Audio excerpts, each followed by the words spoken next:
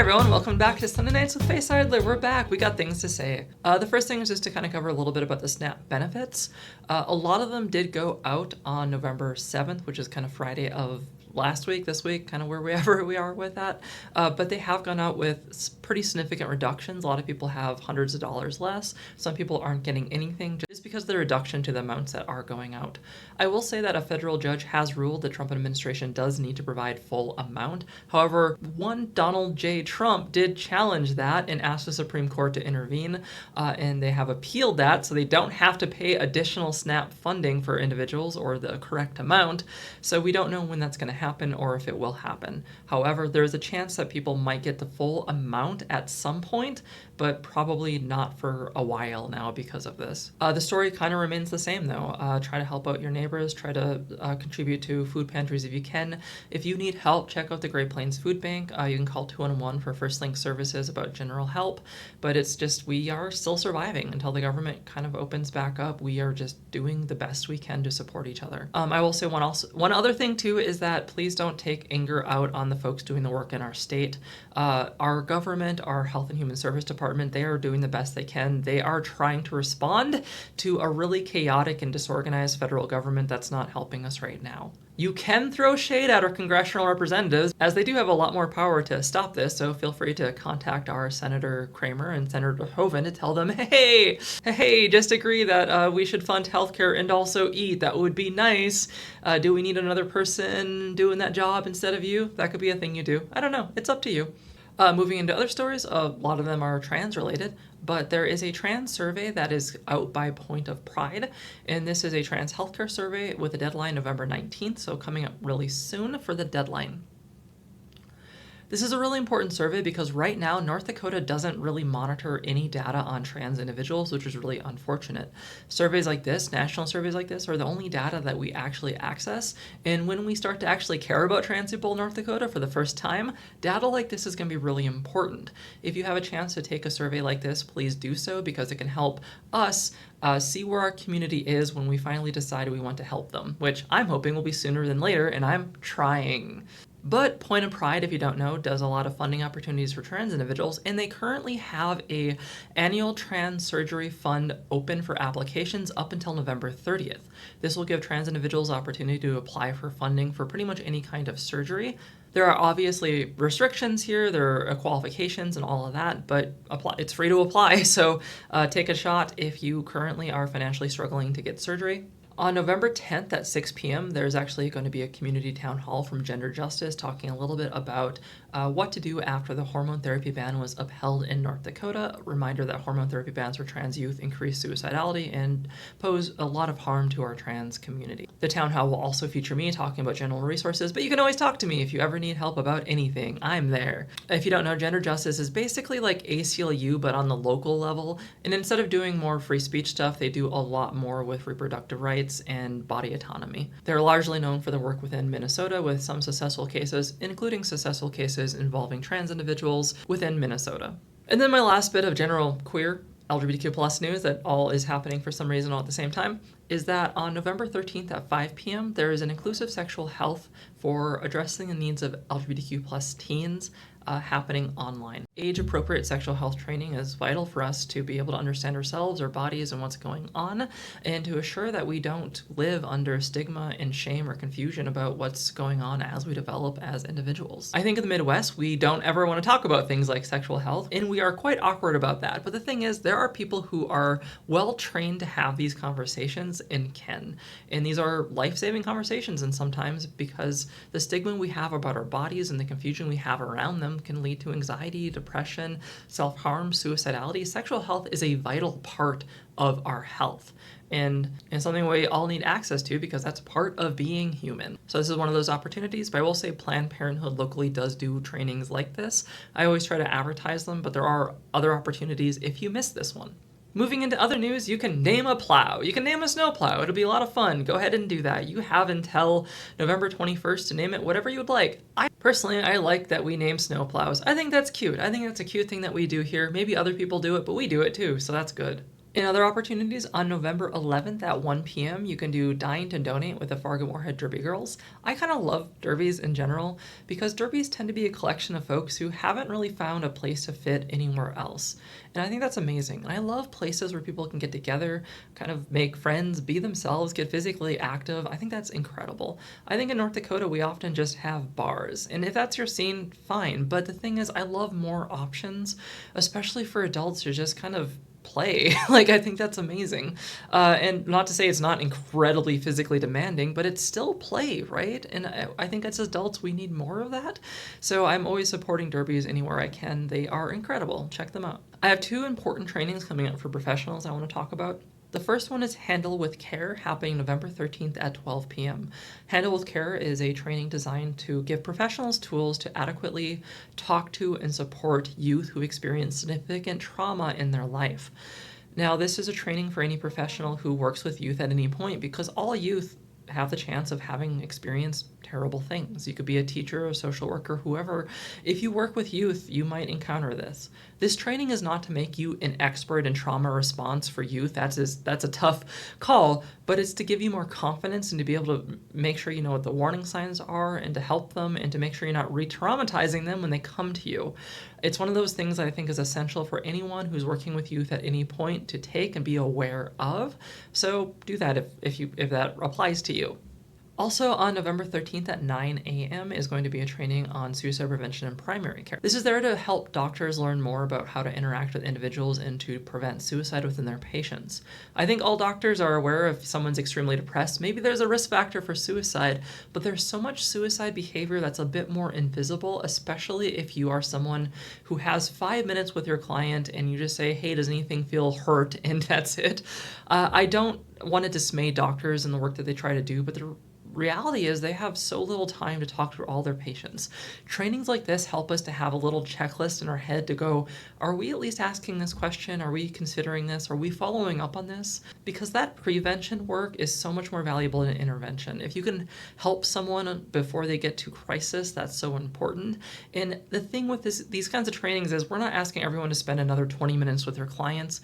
We're asking you to think about and ask an additional question maybe. I know that's hard and adds up, but this is the kind of thing that can save lives when we get into practice, the good hygiene of making sure we're asking patients if they're doing well and really checking up with them on important factors and questions. So here's a training that gives you a good toolkit to do that if you work in healthcare. A really important event coming up is going to be the Legacy in Light with F5 Project, happening November 15th at 6:30 p.m. This is being put on by the F5 Project. The F5 Project is an organization that's really helping people who are navigating the criminal justice system in every way you can think of. They're there to support these individuals, to empower them, and to encourage them to rebuild their lives. I am personally grateful for the F5 Project because listening to, following them, and the different people who have worked under them, I have been able to challenge the biases I've had about people who have criminal backgrounds. I would like to be an unbiased person. I'd like to simply be perfect about everything, but I'm not. We all grow up with the biases of our culture, with the social mores that informed us, and it's hard to even understand if we have these internal and often invisible biases. And I truly think their work has been really transformative in changing not just the life of those going through criminal justice system, but all of us to be much more compassionate and understanding, and to treat everyone in our community as someone who is worthy and should be invested in. So here's an opportunity to share some space with F5 Project and to celebrate the work that they're doing and to commit yourself to the work they continue to do. Those are all the events coming up. So those are all kind of things with deadlines. They're going to happen. So going into just kind of some stories that are happening.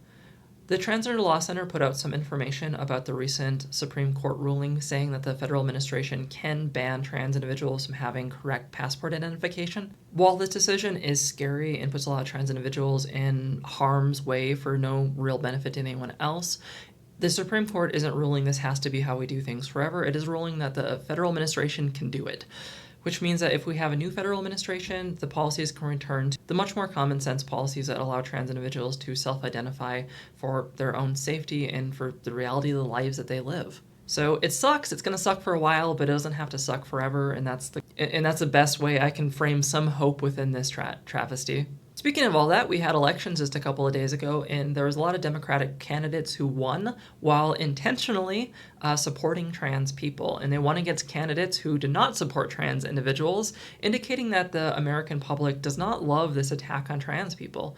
I think that it was a fun, exciting thing to do a couple of years ago, but now a lot of people are starving, they don't have healthcare, they're struggling, they can't afford groceries, and maybe it's just not trans people's fault and everyone recognizes that.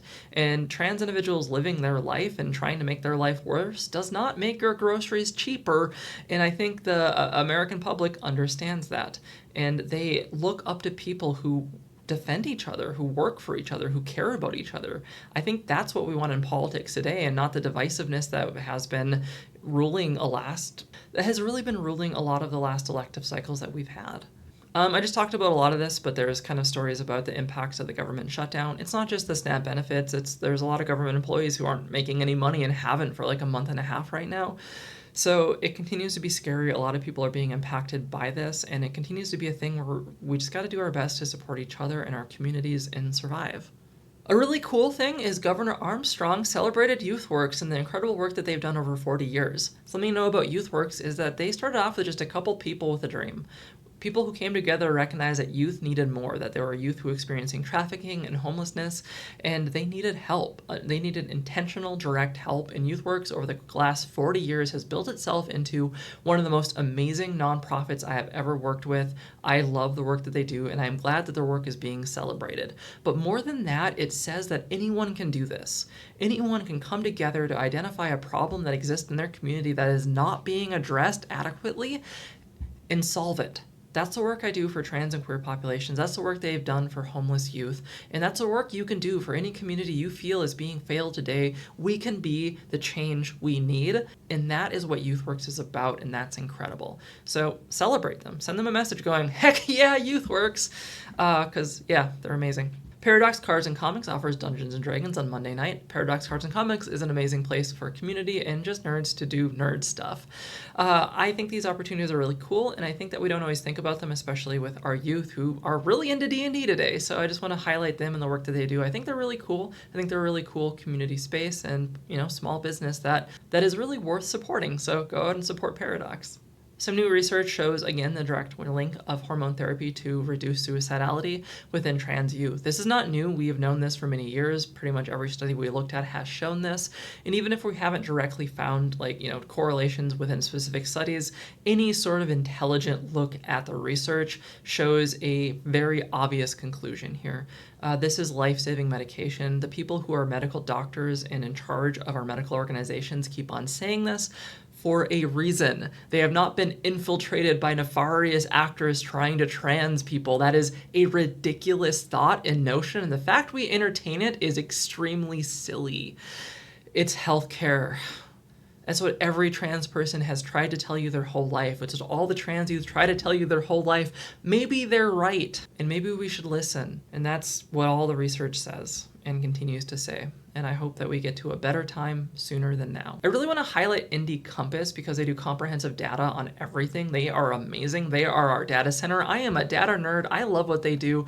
They're so cool. They have these cool data modules that just lay people can use. I'm not a high-level data expert, right? I know enough to be able to interpret data. I know enough to be able to talk about it to lay individuals, but I depend on higher-level data experts to give me solid data to make sure that I'm not introducing bias into the systems or misunderstanding it.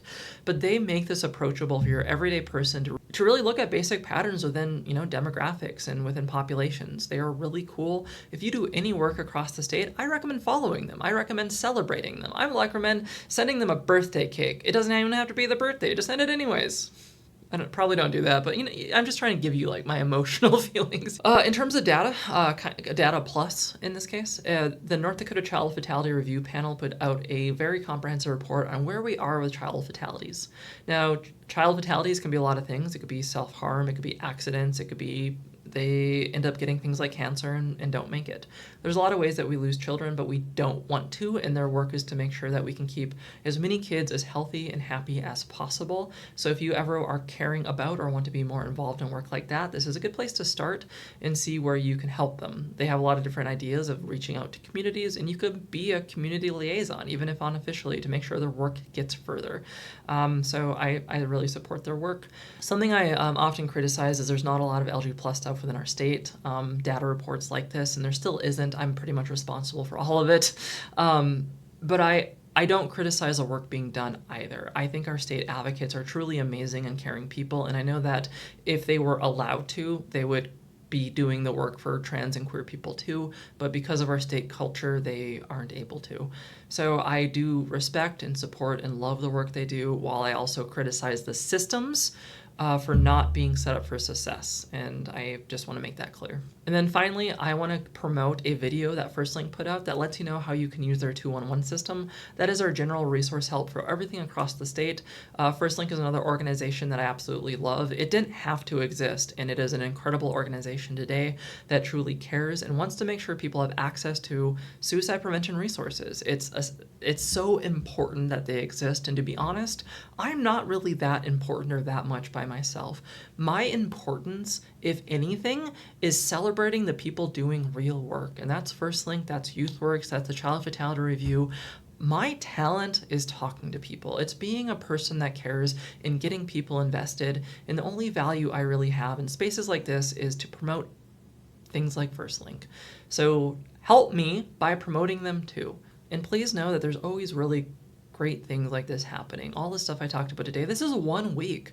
There are stuff like this happening all the time. So if you ever feel hopeless, like the world just keeps on getting worse, well, it's getting worse a little bit in a lot of areas, but not without a fight. And I truly believe that things are going to get better because I see the work happening everywhere. And just survive today. Even if you're like, Faye, I don't believe you, everything sucks. I get it. I'm not gonna badger you too much, but stick around, and I think that there are going to be more wins for us. There are going to be more things that let us believe in ourselves and our community, and I think enough people are sick of what's happening today and are stepping up and realizing we need more people that honestly care. So that's what I have for you tonight. Thank you for joining me. I hope you have a good rest of your week, and I will keep on doing this. So check in, share my show with people. I think it's a useful show for people who care about others. And the more I get that information out there, the more equipped and empowered everyone is. So thank you for your time. Have a great night.